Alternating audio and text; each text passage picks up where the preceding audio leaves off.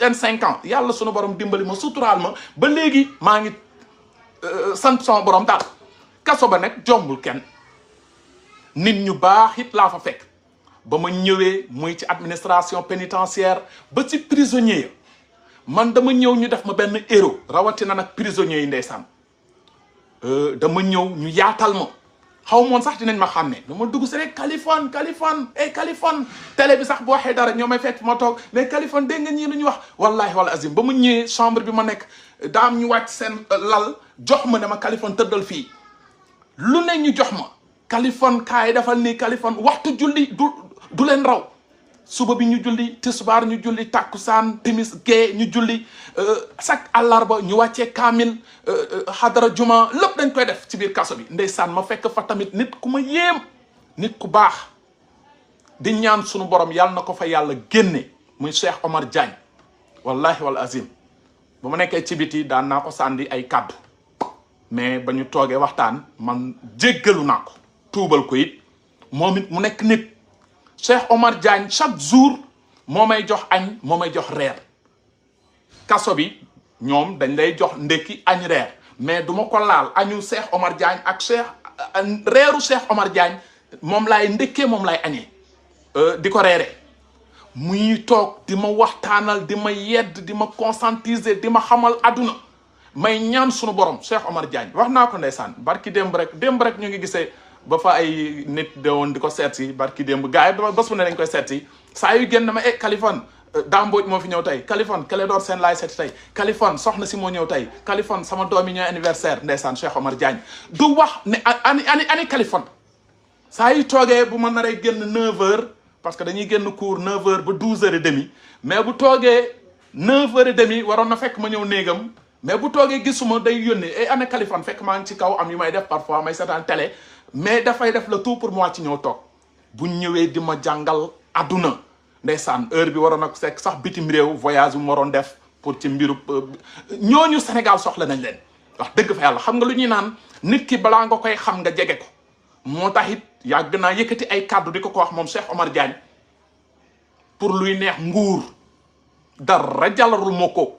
ku dee ak sa bàmmeel dam ko ni maa ngi lay baalu àq mu ne ma Kaliphone jàppalu ma la dara daan naa la suivre mais dama xam ne tu es mon frère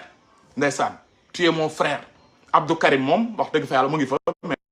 dëgg fa yàlla xëy na day ñoot di man it may ñoot di démb rek ñu ngi gisee ba keroog Cheikh Omar dama ñëw mu ne ma Kaliphone dégg nga mu ne wallaay démentir naa ko ma ne ko ah bon mu ne dem naa ba démentir ma toogaat barki démb di woote téléphone sama sœur ne ma dégg naa Abdou Karim Gueye dafa feebar hôpital ah ma ne pénitencier bi ana Abdou mu ne yéen a daje léegi balaa ngay woote téléphone moom moo woote exactement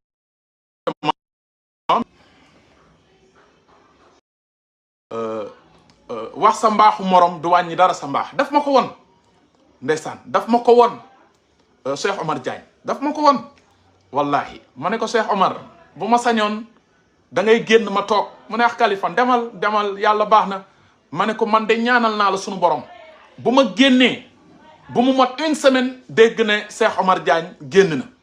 wax dëgg fa yàlla parce que place am du prison wax dëgg fa yàlla place su Cheikh Omar Diagne du prison bopp bi xam-xam mu ngi fa nitu ku gëm yàlla mu ngi fa et boo ko fekkee foofu loolu la ñuy waxtaanee souvent ma ne ko Cheikh Omar xoolal ci biti ñu ngi yaakaar ñu ngi sonn fii ñu ngi galéré mu ne waaye Kaliphone gisoo xoolal sama biir bi gisoo nu ma pataawee gisoo macha allah mu ngi lekk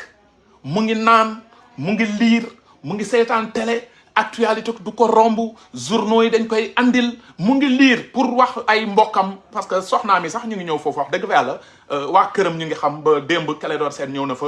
ak Damboj wax dëgg fa yàlla pour vous rassurer kaso bi jombul kenn ndeysaan ma xamante fa ak nit ñu bëri prisonniers yi ma ne la fi ma nekkoon salle bi ma nekkoon chambre bi may njëkk ñëw y avait 18 personnes mais après ñëw nañu ba 24 personnes mais ñi fa nekk yépp koo si wax Kaliphone man Sonko laa àndal Kaliphone dañ lay suivre mais bàyyil Sonko wallahi wal azim amul ku ma si ma sa saaga amul ku ma si ne sa bët suufa ngi si Kaliphone sa yére ci limul ma fóotal la yooyu ngay dégg ñu gis ma rek bëgg ma ne leen man lii aw ma ko ci biti man bu ma nekkee ci biti booy buñ ma gisee ne ñoom Sonko lañ faral dañ may saaga dañ may jéem a agressé man ma ñëw fii yaakaaroon na ni maa ngi yéen raak lay doon ba ñuy changé ay néeg ngeen ñëw jël ma def ma seen héros ndeysaan ba démb rek benn paa dafa jóge fële rek daw si ñëw Kaliphone